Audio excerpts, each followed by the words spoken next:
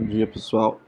Conforme prometido, a gente vai continuar aqui nosso conteúdo para falar de SQL. Antes de eu entrar em SQL especificamente, eu vou fazer uma revisão de um tópico que a gente até falou rápido, que é álgebra relacional. Tá? O que é álgebra relacional? Na verdade, a álgebra relacional é um conjunto de operadores, né, algébricos que, no final das contas, são equivalentes ao nosso SQL, que é a nossa linguagem de manipulação de dados com os SGBDs que a gente conhece hoje em dia.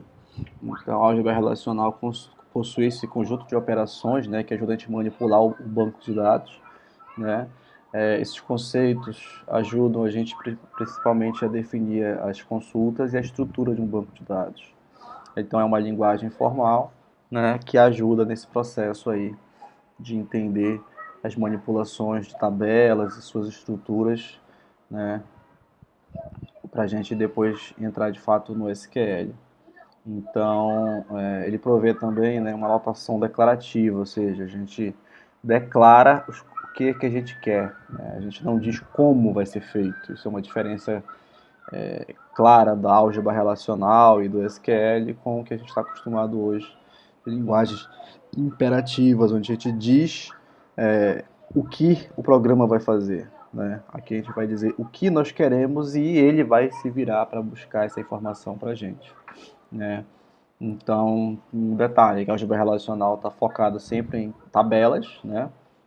É baseado na teoria dos conjuntos, como a gente já viu, questões de comandos e relações entre itens de um banco de dados. A gente sempre pensa na teoria dos conjuntos para organizar isso, né, de forma mais simples. E é usada também, os conceitos da álgebra são utilizados para a otimização de banco de dados e são incorporados nas principais linguagens de manipulação de dados, os SQLs. Existe padrão e algumas outras versões também. Então, os operadores principais, né, são esses, né, os tradicionais de conjuntos que a gente conhece. União, né, quando a gente vai unir dois conjuntos, interseção, a diferença entre conjuntos e o produto entre conjuntos. Esse produto entre conjuntos, se a gente for pensar lá na questão de matriz, a gente pode chamar isso de produto cartesiano, que a gente chegou a discutir isso, inclusive, na aula presencial. Tá? E existem os operadores relacionais aí que são específicos da álgebra relacional, não são de conjuntos em geral. Então, para bancos de dados relacionais, existe a seleção, quando a gente vai buscar uma informação adicionando filtros para isso, que a gente vai ver. Né? Eu vou buscar uma informação de uma ou mais tabelas. Que informações são essas? Ou seja, quais dados eu vou recuperar? Se são todos ou alguns, existe a projeção. E existe a junção, que é justamente quando a gente precisa pegar dados de mais de uma relação ou tabela. E aí existe a junção das informações naquela consulta. Tá? A gente consegue fazer vários tipos de armazenamentos, enfim. É uma linguagem completa, a álgebra relacional. Tá? E os principais operadores, né, seleção, projeção e junção, são os principais operadores de qualquer banco de dados relacional, né, que se considera um SGBD. Tem que fazer isso. Tá? As operações têm algumas classificações. A primeira classificação é das operações unárias, ou seja, aquelas que são aplicadas em um subconjunto de tuplas, né, dado uma seleção. Então aqui a gente tem aqui o operador, o sigma, que significa que o operador seleção. Então sigma condição e entre parênteses relação. Então na verdade ele está dizendo que eu estou fazendo uma busca considerando essas condicionais em cima da relação barra tabela R. Né? Como assim?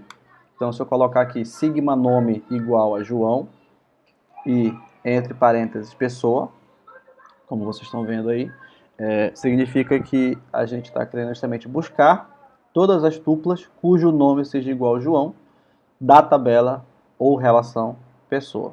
Então, dado que a gente tem essa tabela aí que tem apenas 3 itens, então se eu fizer sigma nome igual a João pessoa, só tem um João, então vai pegar somente esse João como está no resultado aí, que é a tupla 1.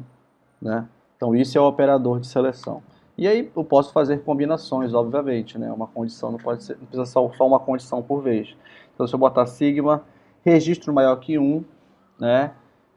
E registro menor que 3, aí ele vai ver aqui que em cima de pessoa, na verdade ele registro, ele colocou o nome registro, deveria ser ID, mas enfim, leia-se ID maior que 1 e menor que 3, só tem um, que é pessoa, né? Então, operador lógico aí, AND, né, entre o registro maior que 1 e registro menor que 3. Mas leia-se registro ID, tá? Então, essa operação unária aí, né, apenas um exemplo, e também a questão de uma propriedade importante, que essa operação ela é comutativa, né? Ou seja, a gente consegue trocar a posição da questão dos, dos filtros, né? E esses filtros, independente da posição que ele se aplica, seja aplicado antes ou depois em cima da relação, no final o resultado é o mesmo, tá?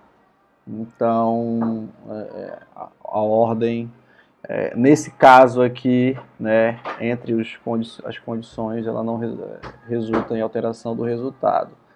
Porém, todavia, contudo, lá na frente, isso não faz parte do tópico dessa disciplina, mas em banco de dados 2, a gente vê isso, que é o banco de dados, ele consegue diferenciar quais das condições, já que é comutativo, ele verifica qual condição representaria uma maior otimização dos recursos, né? E aí ele faz a comutação internamente. Mesmo que a gente coloque um na frente, ele vai ver que o outro, talvez, se filtrado primeiro, no final ajude a economizar a memória. Ele vai lá e faz isso para a gente automaticamente. A maioria dos bancos de dados comerciais, das GDBs, tem algum processo de otimização de consultas que faz isso aí, mas para a gente não faz diferença nem nesse momento aqui, tá? O outro operador unário é o operador de projeção, né? Então projeção é simplesmente a gente em cima de uma seleção identificar quais informações que a gente quer, né, resultantes, né, daquela seleção. Então pegar uma projeção em cima aqui, ó, atributo nome da relação pessoa, ele simplesmente, se eu aplicar só projeção nome entre parênteses pessoa, eu estou pegando toda a tabela, porque eu não estou fazendo nenhuma seleção, né? Estou nenhum filtro aí de nenhuma condição. Então, eu estou pegando simplesmente somente as informações da coluna nome de todas as tuplas da tabela pessoa, tá? Bom, continuando aqui, então esse é o operador de projeção que seleciona todos os itens. E também, né, existe uma questão aqui importante, é que a projeção ela não é comutativa, dado que o resultado de um filtro pode considerar, por exemplo, se eu filtrar, primeiramente, vamos supor que eu tenho aqui ID, nome, e tem outra coluna aqui que é o CPF, e outra coluna aqui que é a idade, data de nascimento. Então, se eu primeiro aplicar uma projeção em cima da tabela nome, em cima da tabela pessoa, e pegar somente o nome, se eu tentar aplicar uma segunda projeção pegando o CPF, vai dar erro, porque eu já filtrei e só tem o nome ali. Então, se eu aplicar em cima do somente o nome, filtrar e aplicar a informação de querer o CPF, não tem CPF, já foi filtrado, entendeu? Então, a ordem nesse caso aqui, ela importa, né? Porque conforme a gente vai filtrando, ou seja, removendo colunas em uma projeção, pode ser que na próxima que eu queira aplicar, aquela informação já não esteja disponível, né? Por isso que ela não é comutativa a projeção, somente a seleção, ou seja, os operadores da seleção, as condições da seleção são comutativas, mas da projeção não.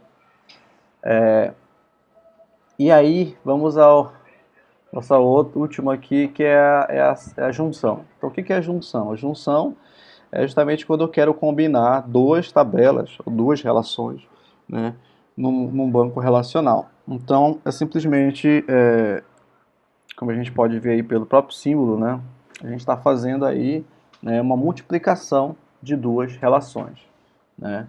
Então, duas ou mais relações no caso aí também, né. Então a gente vai gerar, na verdade, quando combina duas, gera uma terceira relação, né, onde essa relação é a combinação de todos os atributos, né, das duas relações, né, e isso é o produto cartesiano, né. E a gente pode aplicar em cada condição, em cada junção dessa, certas condições, onde essas condições, de fato, é que a gente vai ter que ser responsável por identificar quais são as relações que fazem sentido, né, daquele produto cartesiano que é todo mundo por todo mundo. Então, esse é o símbolo, né, do produto cartesiano, onde a gente coloca lá o produto cartesiano, qual é o critério de identificação, e depois lá dentro a gente coloca as duas ou mais relações que nós estamos juntando. Né? Relação 1 vezes x, que é o símbolo aí, opera a relação 2. Né? Isso é muito, muito utilizado no dia a dia em banco de dados, a junção. E muita gente não faz ideia de como fazer isso, né? Infelizmente. Então, que vocês estão para não serem essas pessoas, esses profissionais que não sabem fazer join de tabelas, tá? Então, aqui, ó, dado que a gente tem, né,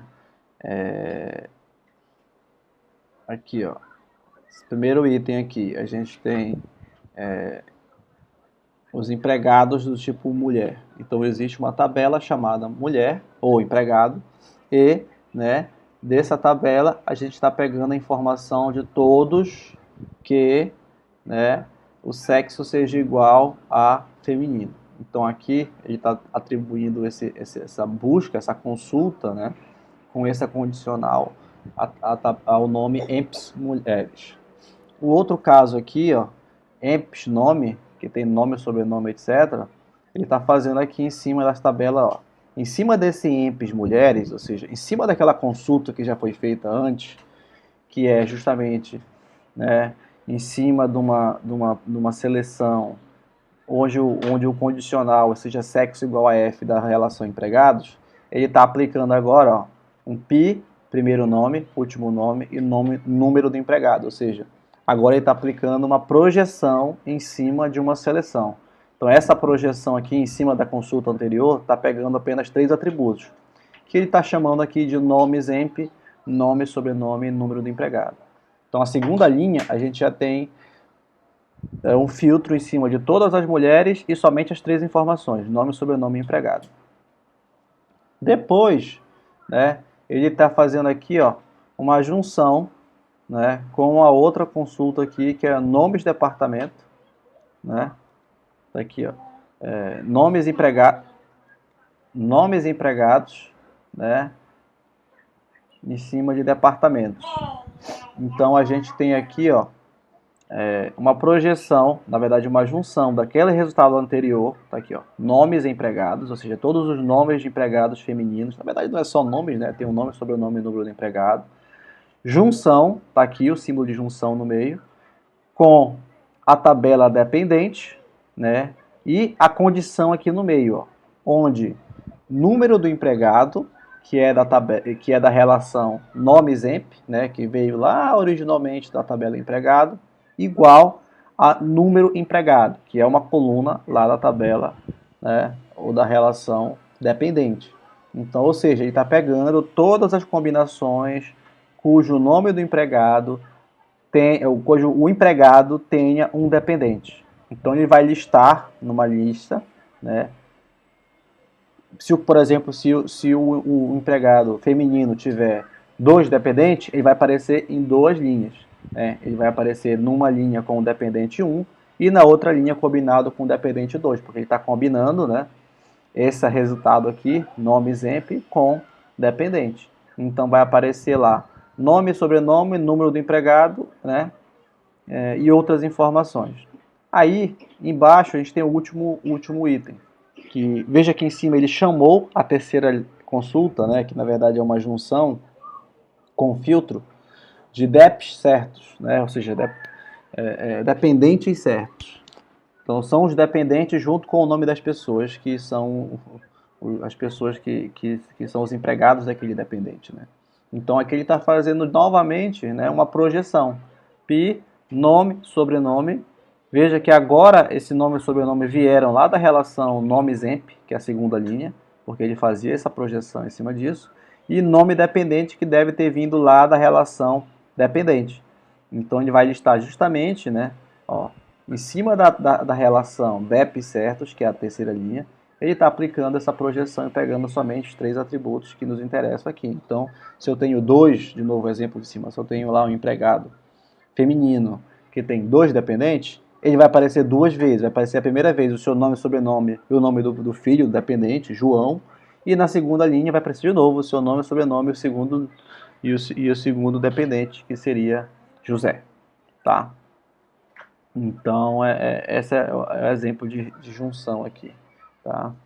Então, a gente tem, né, aqui aquelas tabelas, não necessariamente é o caso aqui do exemplo anterior, porque lá ele tinha a questão do dependente, né?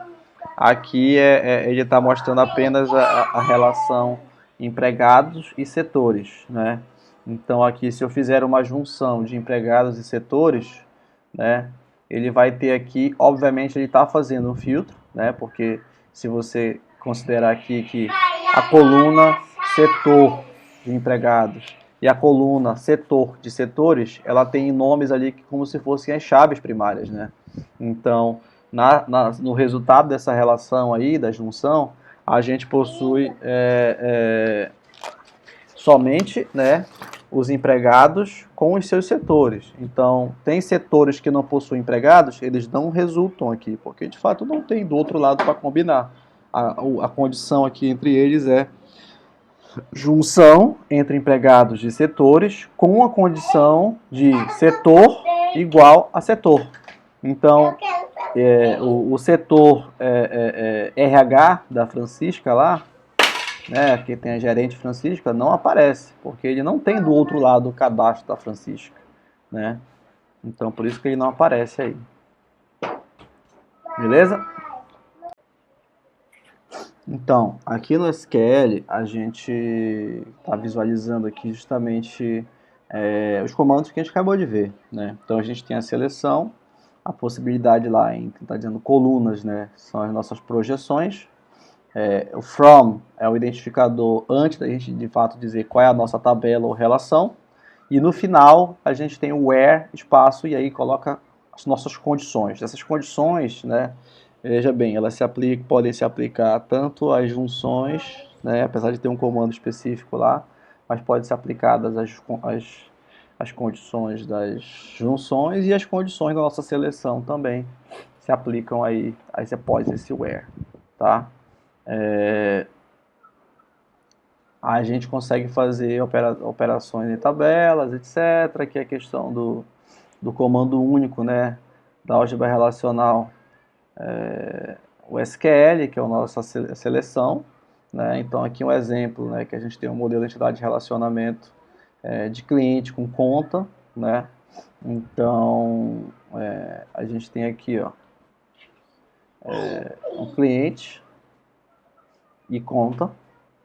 Então se você ver aqui cliente, ele tem lá o identificador que é dcli, né? Le-cli, essa coluna, como se fosse lá a sua chave, é a sua chave primária, né, da sua tabela cliente. E aqui a gente tem conta, ó, que tem dados, agência, número conta, ID CLI, né, situação e saldo.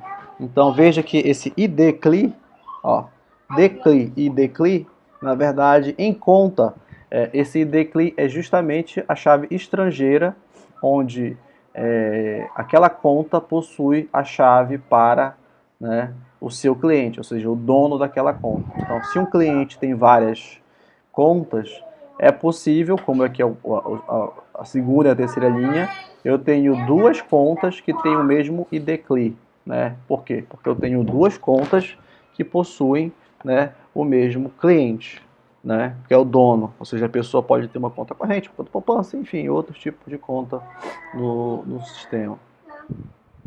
Então aqui a gente tem a combinação, né, fazer uma seleção de todos, aí quando a gente não quer fazer uma projeção específica, a gente coloca asterisco, então select asterisco from cliente. Então, where tipo igual a v. Então, se a gente pegar as informações que nós tínhamos lá, né, identificado, a gente vai ver que o cliente tem um tipo, né, VCE, que é comum, especial e VIP. Então, a gente só quer pegar os VIPs. Então, select asterisco from cliente where tipo igual a v. Eu simplesmente quero pegar todos os clientes que são VIPs.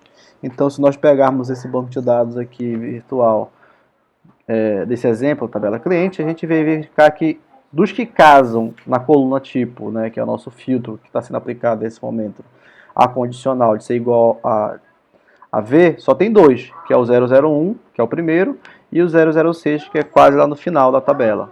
Tá? Por isso que esse é já o resultado.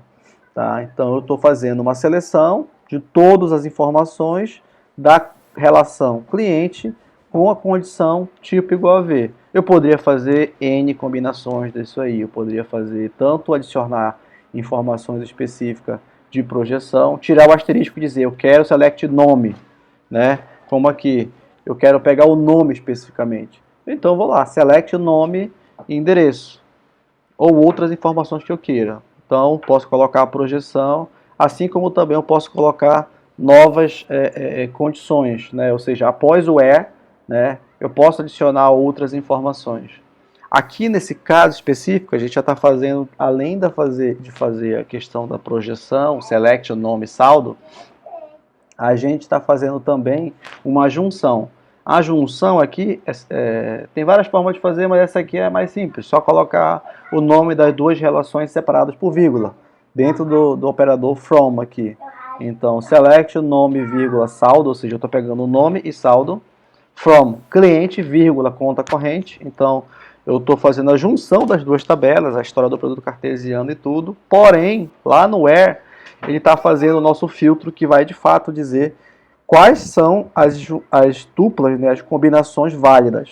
Então, como a gente viu que aqui, para uma relação, para uma linha ser válida, é preciso que aquela conta seja daquela pessoa, então é simplesmente o caso de ID cliente, né, que é o dono da conta, tem que ser igual ao DCLI. Então, vou mostrar combinações onde o ID do cliente seja igual ao ID CLI, o DCLI lá do cliente, lá na tabela conta. Então, se eu tenho duas contas, então vai aparecer duas vezes. Vai aparecer o meu nome, a minha primeira conta, e meu nome, a segunda conta, na segunda combinação. Eu não posso aparecer numa terceira vez listando o meu nome e uma outra conta que não é minha, porque o ID CLI e o DCLI não são iguais. Então, por isso que nessa junção aqui, né, existe essa questão aqui do where cliente.idcli igual a conta corrente.idcli.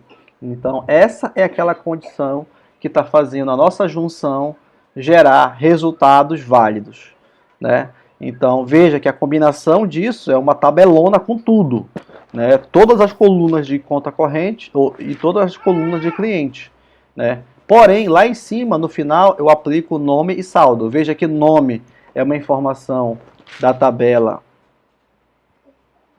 cliente, nome, e saldo é uma informação da tabela conta. Mas, como eu estou fazendo uma junção, é isso mesmo, é o produto cartesiano, é todo mundo com todo mundo, só que ele filtra e está mostrando agora o nome da pessoa e o seu saldo, né, da sua conta.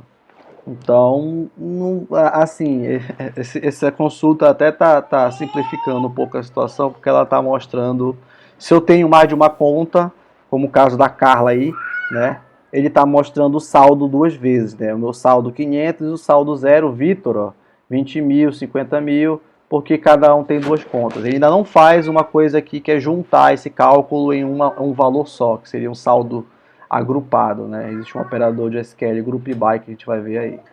Beleza? Mas em geral, essa é a introdução à estrutura do SQL que vem da questão da álgebra relacional.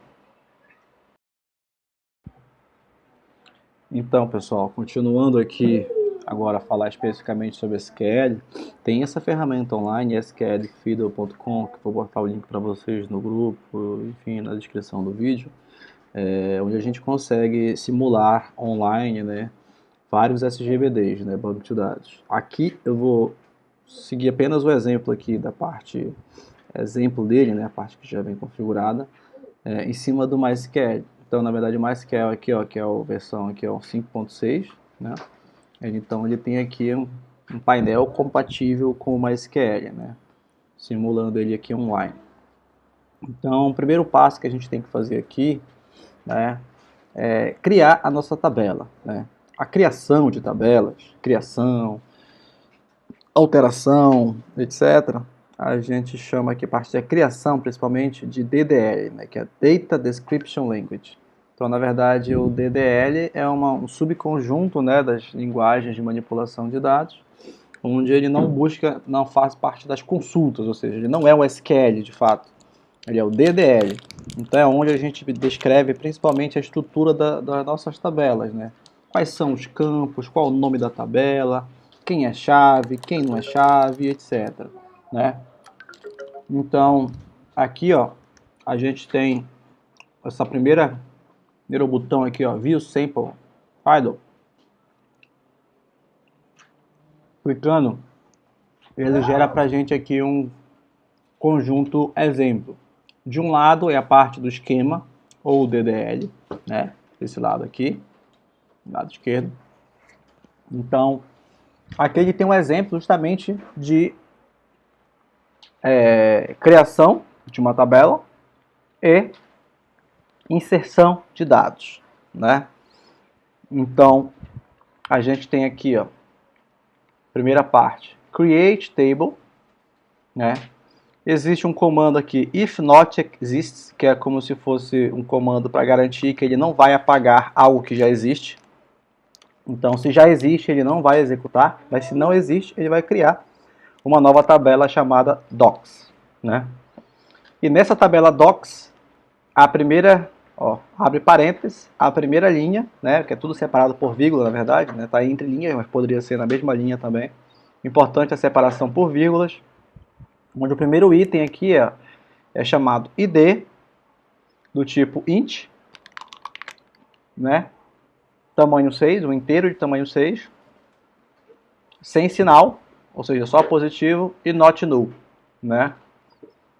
Então é um inteiro que é not null. O segundo é have, de revisão, também é um número inteiro, e também é not null, ou seja, 2 campos obrigatórios.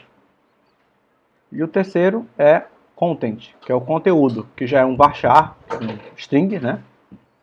Not null. Onde eu tenho aqui então uma tabela, como se fosse um documento, enfim, doc, que tem 3 atributos obrigatórios, 2 inteiros e um do tipo string de 200 posições. Aqui na terceira linha eu tenho aqui dizendo, ó, qual é a chave primária. Então aqui ele está dizendo que a chave primária é composta, tá? Então a chave primária poderia ser tanto um item quanto mais de um item na tabela, né? Então nesse caso aqui a chave primária é a junção de ID e de revisão, tá? E aqui por último, após a criação da tabela, a identificação da chave primária, ele tem aqui a identificação, né, do tipo de caracteres. Isso aqui é uma coisa que a gente vai ver lá para frente, mas na prática vocês vão ver que dependendo da linguagem que vocês vão colocar o banco de dados de vocês, os conteúdos, isso influencia muito. Por exemplo, se vai ter caracteres chinês, caracteres arábicos ou caracteres, inclusive no nosso português, que é latino, a gente tem muitas informações que tem acentuação, né, que não é tão comum no inglês, então a gente precisa identificar o tipo de caractere. No caso aqui o TF8 atende muita coisa que a gente precisa. Tá? Após isso, a gente tem justamente o comando de criação, né? Que aí a gente tem o insert into, ou seja, inserir na tabela docs, seguindo essa ordem de campos, id, have, content, os seguintes valores. E aí, entre parênteses, separados por vírgula, cada tupla que vai ser inserida no banco de dados. Então, a primeira tupla tá id1, have1 e aqui a terra é plana. Segundo, id2, have1 e esse texto aqui. id1 mais revisão 2, ou seja, Ó, é como se fosse uma revisão do primeiro documento, já dado que o ID é o mesmo 1, só que já é a segunda revisão, então pode. A combinação 1-1 não pode repetir, mas a combinação 1-2 tá ok, porque ainda não repetiu. E aqui embaixo a mesma coisa, ó. 1-3, quer dizer, a revisão do item 1, a terceira revisão. Então 1-3 pode.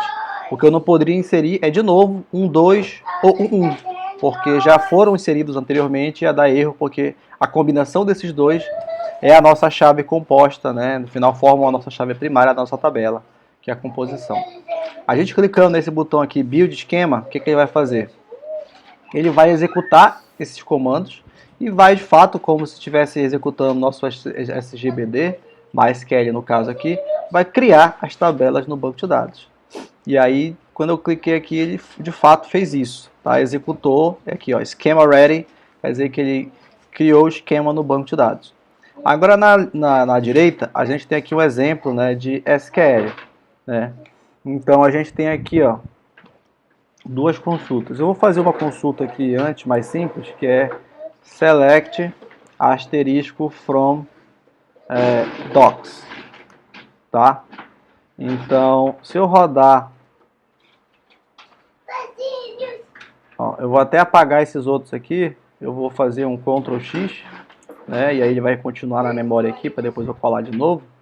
Mas se eu rodar aqui SQL, ó, desse botão Run SQL, o que ele faz? Select asterisco from docs, tá? O que ele fez? Ó? Aqui embaixo ele mostrou id, have, content.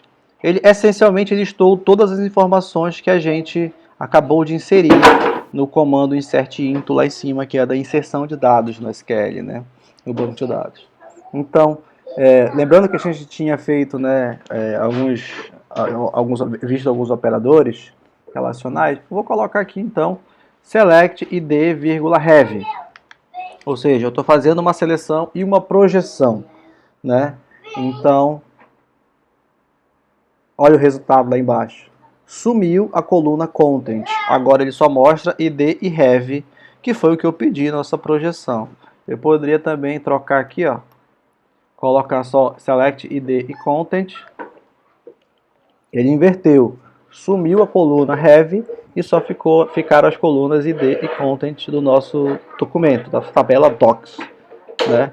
Então veja, isso aí é SQL na prática. Então aqui eu estou fazendo apenas uma seleção sem condição e uma projeção de duas colunas. E também existe o cláusula depois da seleção, né, que é o where, que a gente pode fazer várias combinações. Então, por exemplo, eu posso fazer where id maior que 1, que vocês sabem, qualquer linguagem de programação tem esse operador, maior, menor, igual, etc. Então, id maior que 1. Então, obviamente, né, ele vai pegar só o último item, dado que os outros, né, todos têm o id1. É id1, 1, id e have, né, id e have 1, 1, id e have 1, 2, id e have 1, 3. O único que tem 2, 1 é o segundo item, tá? Então, a gente tem aqui. E eu posso inverter também, né? id igual a 1. Então, acabei de filtrar e foi o inverso agora, né? Então, ele só veio todos cujo id seja igual a 1. E o anterior, isso não foi retornado nessa consulta. Bom, pessoal, para finalizar a nossa aula de hoje, eu preparei aqui um SQL próprio para a gente poder visualizar em cima dos exemplos que a gente viu até agora. Então, só para deixar claro também, né? O SQL é a linguagem de manipulação de dados, ou seja, de consultas, na verdade, né? Ou seja, a gente está fazendo as consultas, nossas queries. Existe também uma subclassificação de outros termos, como DDL, que é Data Description Language, que é basicamente a linguagem para descrição dos dados, ou seja, essa parte aqui de visualização, de criação das tabelas, é justamente onde eu descrevo quais são os dados, descrevo o nome das relações ou tabelas e descrevo os atributos ou colunas e, né, além dessas informações, o tipo de dado, onde é chave estrangeira, onde é chave primária e por aí vai, tá? Então existe a DDL e existe a DML também, que a DML é Data Manipulation Language, né? Linguagem de manipulação de dados. É onde a gente de fato faz algumas operações, não buscas, mas manipulação desses dados no banco de dados, como inserção, alteração, deleção, né? Tanto da manipulação da informação, quanto a manipulação das próprias tabelas. A gente pode fazer alteração de campos, mudar um tipo de dado para outro, e por aí vai. Esse exemplo aqui eu vou disponibilizar para vocês o arquivo, tá? Mas essencialmente quando você for abrir esse editor, basta copiar o TXT e colar aqui apagando o outro que ele gera aqui automaticamente. E aí quando você rodar esse build esquema, ele vai dar OK porque a linguagem está correta. Então o que ele faz aqui? Então ele essencialmente tem a criação de uma tabela aluno, cujo tem um ID, um nome e matrícula, né? Outra informação interessante aqui que eu coloquei nesse caso aqui, já que a gente está usando um exemplo do MySQL, compatível com o MySQL, a gente tem as informações de autoincremente, né? Que é a questão aí do ID autoincremente, que eu comentei com vocês, que é o ID onde a gente não precisa dizer qual é o valor, automaticamente ele vai incrementar esse valor para a gente quando a gente inserir uma tupla correspondente na tabela aluno. E como aqui essa tabela não tem chave composta, ou seja, não é composto por mais de um atributo, a chave primária, né, dessa tabela, no caso de aluno é só ID, então eu criei esse atributo primary key, fica logo lá em cima junto com ID.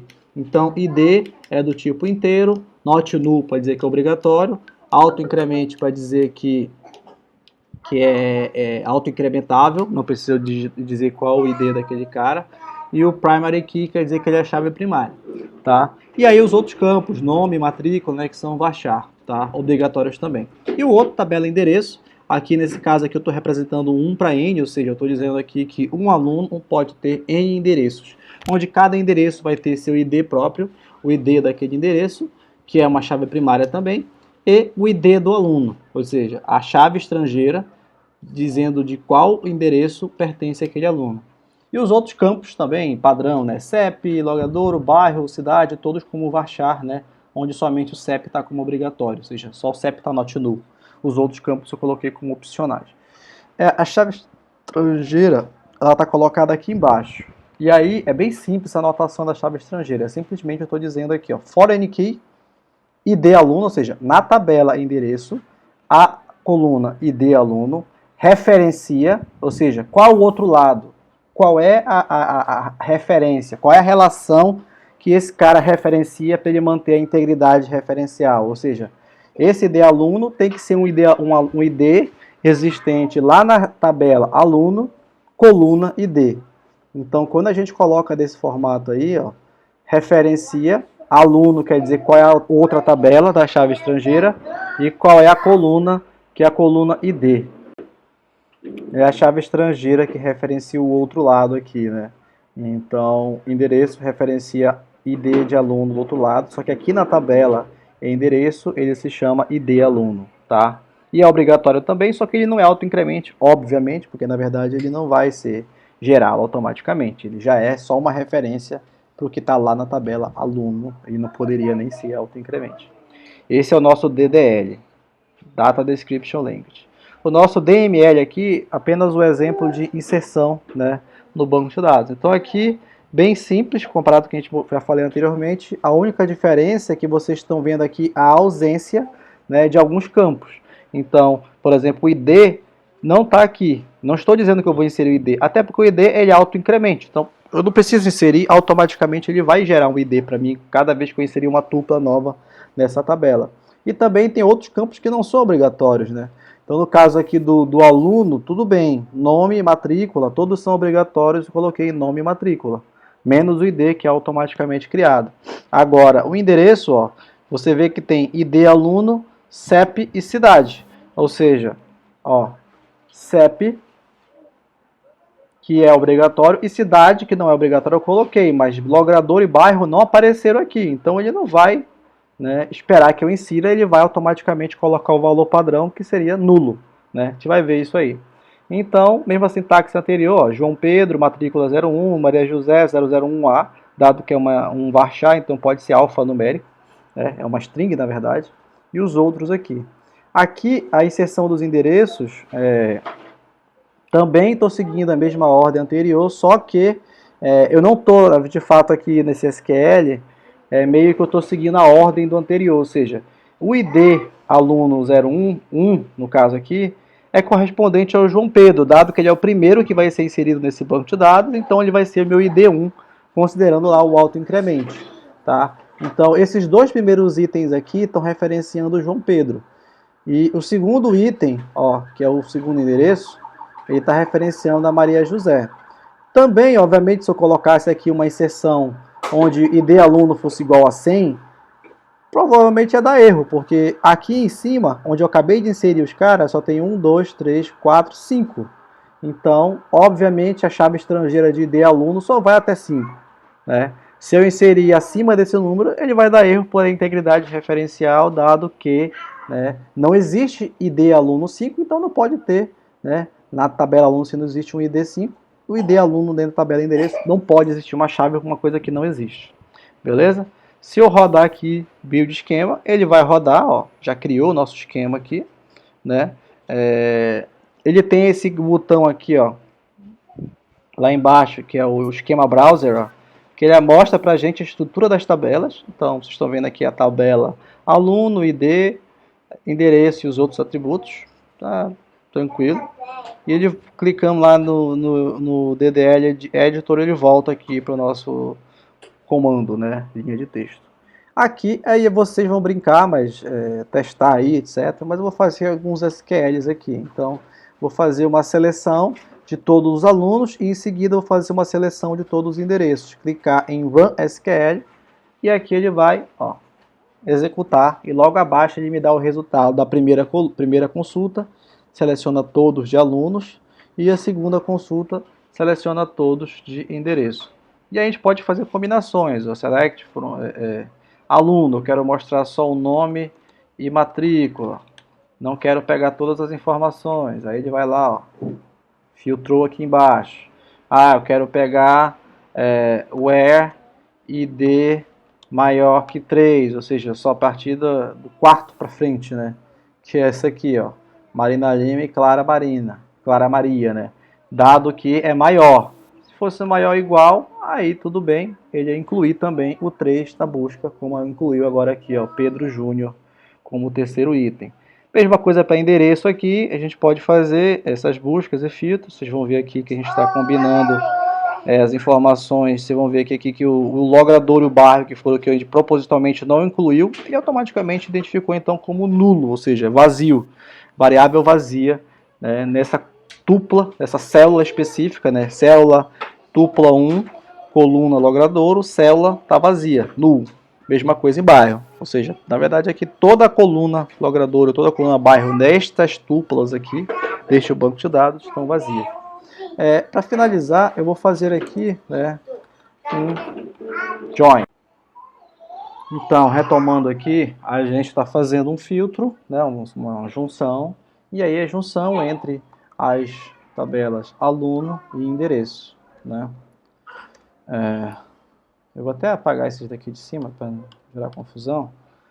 E vou rodar assim, para vocês verem o produto cartesiano na prática. Ó. Então vocês estão vendo aqui que ele gerou 5 vezes 3, que seja, tá aqui, ó. Ou seja, gerou todas essas combinações.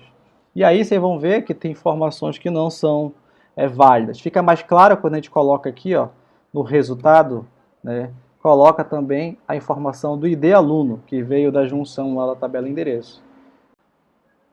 Então, retomando aqui, a gente adicionando a coluna ID aluno na busca, fica mais evidente que tem alguma coisa errada aqui, né? Na verdade, ó, ID, que é o ID, vou até colocar lado a lado, que essa ordem aqui importa na hora da exibição. Então, ID, que vem da tabela aluno, e endereço, ID aluno, vem da tabela endereço. Então, quando a gente coloca isso lado a lado, né? E tem aqui uma questão interessante, né? Como a gente tem aqui aluno e endereço e as duas tabelas têm aí a coluna ID, eu vou dizer que ele vai mostrar aqui aluno.id, né? Ó, e aí ele veio certo, né? Então, as colunas que são únicas de cada tabela não tem esse problema, mas quando eu quero exibir uma coluna que tem o mesmo nome dos dois, eu preciso obrigatoriamente dizer de qual tabela vem aquela coluna. Então, quando eu coloco aqui ID, que veio de aluno, e ID aluno, que veio de endereço, olha aí o problema. Ó. Aqui não tem problema. O João Pedro, né, tem os dois endereços do João Pedro, porque o ID é igual ao ID aluno. Mas olha aqui, está mostrando que o João Pedro tem o endereço do ID aluno 2. Pô, mas ID aluno 2 é do segundo, que é a Maria José. Então, essa terceira combinação aqui, dessa junção, não é válida para a gente, logicamente, né? A parte lógica está errada. A parte estrutura é um produto cartesiano de duas tabelas, duas matrizes, né, no caso.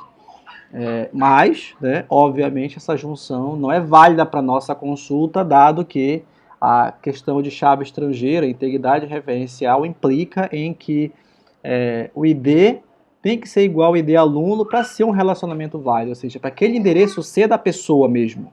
Né? Então, a gente precisa colocar aqui, né? E aí eu posso colocar no where, ou existe esse formato aqui, que é on. Após a junção, a gente coloca on e coloca a nossa condição. Então, a nossa condição é aluno.id igual a endereço.id aluno. E aí sim, vai evitar que isso aqui aconteça. Né? Que ID do aluno é 1 e o ID do ID aluno lá do outro lado do endereço é 2. Ou seja, é o endereço de outra pessoa. Então, não é uma combinação válida para a gente. Então, quando a gente faz isso, né? Ele retorna aqui a nossa consulta. Eu acho que, não sei se pela versão online ele não está aceitando o on, mas eu vou botar o where aqui, tá? E veio, né? Então aqui, ó, ele está colocando aqui, ó, no where, né? Que é uma condição, e aluno.id igual a endereço.id aluno. Então aqui, ó, ele tem os três, de fato, que tem endereço, que são os dois do João Pedro e o único da Maria José. Pedro Júnior, Marina Lima e Clara Maria, desse nosso banco de dados, não possuem, né, endereços. Por isso, na busca, não deveria vir, porque é uma combinação. Eu só quero pegar os endereços, as pessoas e seus endereços. Então aqui eu estou mostrando as pessoas e seus endereços. Quem não tem endereço, ou seja, quem não tem do outro lado um relacionamento, do lado do endereço, não precisa vir, porque de fato ele não tem endereço, não tem como ter uma combinação que gere um resultado incluindo eles. Né? Então aqui a gente tem já uma visão geral da criação, né, que é a DDL, a manipulação, que é o DML, que aqui no caso inserção. Eu vou incluir materiais, links para vocês estudarem as outras opções, que é a alteração, etc. Sintaxe muito conhecida, tem muito material pronto sobre isso. Né? Aí depois do lado aqui o nosso SQL, que é a linguagem de manipulação de dados, de busca de dados, consulta de dados, que é uma linguagem declarativa, onde a gente declara o que quer, como que ele vai fazer isso não nos importa aqui no SQL, ou seja, eu quero as informações dos alunos combinada com o endereço onde, né, where essa condição seja válida. E posso adicionar outras condições aqui, where, end, nome,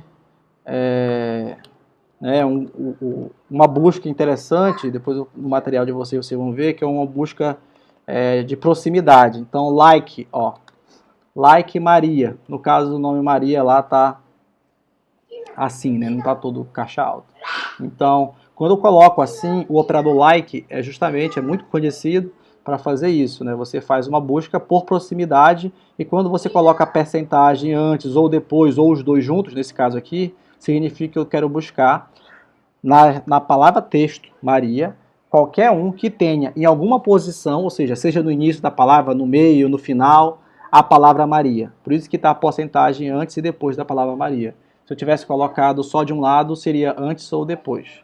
Tá? Mas eu vou fazer aqui, ó, o filtro, e aí só veio o endereço da Maria, porque tem que o endereço estar certo no join, na combinação, na junção, e o nome tem que ter alguma coisa de Maria, senão não vem. Por isso que só veio da Maria José. O do João Pedro não veio, porque o nome João Pedro não tem Maria no meio, né, em nenhuma posição dele. E aí tem end, or, né, aí posso botar um or aqui, vou incluir o João Pedro agora na parada. Então vou colocar end, né, e aí parênteses, etc. Continua valendo para combinação de coisas lógicas, né? Então e aí uma forma de eu incluir o João Pedro é colocar que o nome, né, comece com João. Ó, quando eu coloquei o porcentagem só no final, quer dizer que ele começa com o João e termina com o que for. É asterisco. No caso aqui do SQL, o asterisco é qualquer coisa, para a gente é o porcentagem. Tá? Então, cujo aluno seja daquele cara e nome é Maria em qualquer posição ou o nome tem João Pedro no início. E aí, no nosso caso aqui, ó, rodando o SQL. Bom, finalizando aqui, né, a execução desse SQL vai dar esse resultado que estou mostrando aqui embaixo, a inclusão do João Pedro e a inclusão da Maria, né, por essa condição OR aqui, né, que eu coloquei, o nome começa com o João. Aí tem o igual, tem maior, menor, manipulação de datas, aí já é uma questão de vocês estudarem esses comandos e praticarem, e aqui vocês não precisam de um banco de dados instalado na máquina de vocês, e vocês vão praticar um banco de dados, porque vocês vão manipular essas estruturas como um banco de dados online. Tá? Um cuidado vocês têm que ter, algumas vezes aqui eu rodei e deu um erro e depois rodou normal, na verdade é porque às vezes você quando seleciona, por exemplo, aqui um texto de um lado e quer rodar do outro, às vezes ele se confunde, tá? Então você na verdade não pode deixar selecionado um item de um lado e querer rodar o SQL do outro, tá? Então você tem que deixar sempre nada marcado do outro lado e rodar para cá, e aí ele não vai se confundir, enfim, no browser, né? Então ele pode, ele entende o evento de seleção do texto como um foco naquele campo, né? Então se eu focar, selecionar algo do lado do DDL, DML e querer rodar o SQL, pode se confundir, tá? Então tem que deixar nada selecionado do lado de cá e deixar selecionado só do lado do SQL para eu rodar de fato o SQL. Tá? Cuidado vocês têm que ter, mas isso é banco de dados, tá? Qualquer banco de dados, se forem executar hoje em dia no mercado, diretamente no SGBD, sem a parte de linguagem de programação, etc., é isso. Você vai ter uma interface, o próprio MySQL Workbench, ele faz isso conectado com o MySQL, dá uma linguagem para você criar as consultas e as manipulações das tabelas e por aí vai. Mas nesse ambiente online aqui vocês conseguem praticar o SQL puro, que é o foco desse início aqui da disciplina, tá?